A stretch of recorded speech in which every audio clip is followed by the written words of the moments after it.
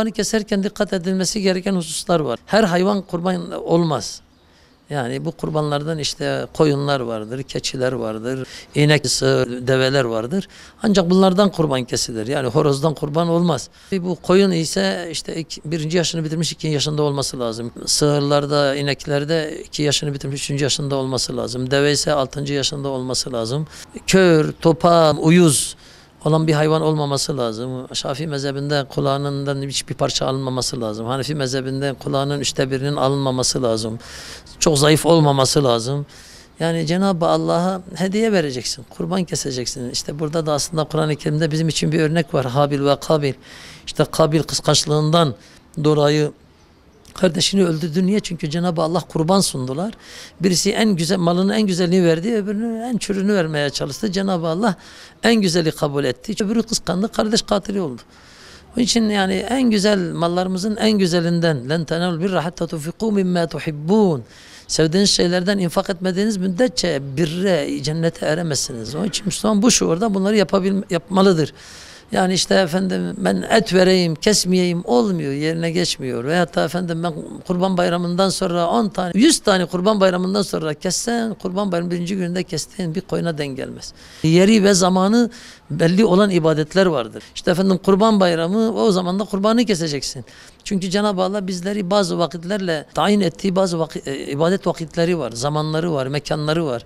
Onun için bunlarda gerekli hassasiyeti göstermemiz lazım. Yani eğer varsa, imkanı varsa ki elhamdülillah bugün Müslümanlar rahattırlar, kessinler, dağıtsınlar. Kurbanın 1/3'ini 3'e bölerek kendisi için, Müslüman kardeşleri, komşuları için verebilir. Kurbanın sadece iç organlarından birkaç lokma alıp da bütün hepsini dağıtması daha evladır.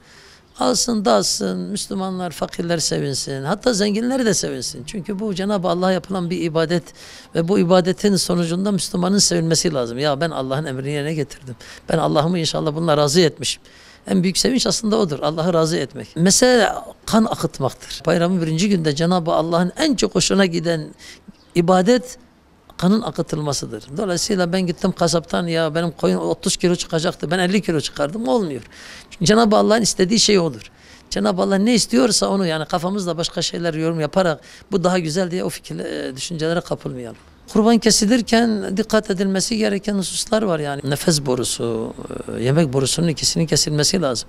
Hanefi mezhebinde birisi kesilir, öbür sağ sol damarlardan birisi kesilirse yeterlidir ama aslında hepsini kesmek evladır, sünnettir. Buna dikkat etmesi lazım. Hayvanı keserken eziyet etmemek lazım. Yani kör olan bir bıçakla kesmemesi lazım. Başka hayvanın önünde kesmemesi lazım.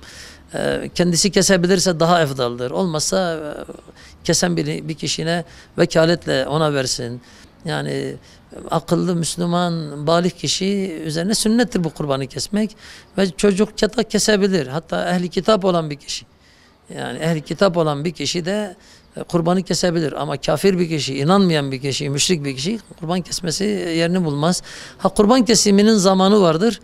Kurbanın bayramının 1. günü, yani bayramının 1. günü güneş çıktıktan sonra 2 rekat bayram namazı bir de hutbe okuyacak zaman kadar geçtikten sonra kesilebilir. Ama afdal olan güneş çıktıktan bir işte mızrak boyu, yani bir 40-45 dakika sonra kesilmesi ve 2 rekat, yani bir mızrak boyu yükseldi, 2 rekat bayram namazı ve hutbesi okunacak kadar o zamandan sonra kesilmesi vaciptir. O zamandan sonra da kesilir ama ondan önce kesilen kurban yerine geçmez.